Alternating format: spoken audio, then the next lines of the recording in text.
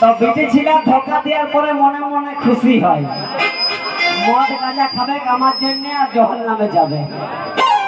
তো হ্যাঁ গো উটো কবো ভাবিস না, উটো কবো হবে নাই, তাই আর তুই কি ভাবেছিলে আমি চলবে পুরা সব সরম আছে।